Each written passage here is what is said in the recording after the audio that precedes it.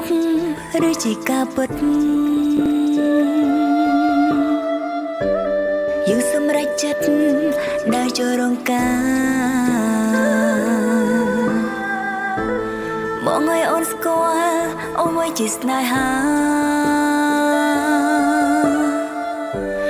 ទាំងនៅធ្លាប់គិតថាខ្លួនគ្មានថ្ងៃរៀបការឡើយអ្នកណាដឹងមុនអាចមានថ្ងៃនេះ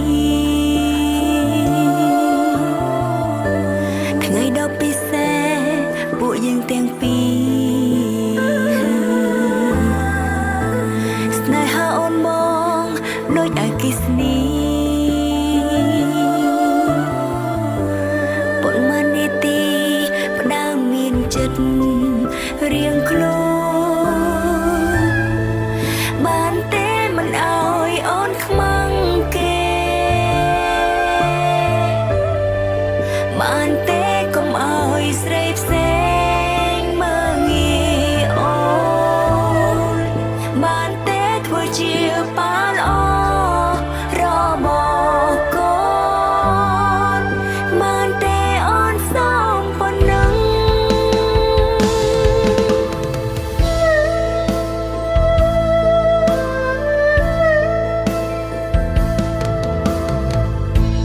មិននៅថ្ងៃមុខ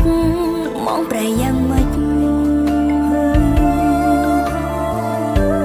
ត្រឹមនឹងពេលនេះបងល្អណាស់អាយុបងក្មេងតែរឹកបងចាំ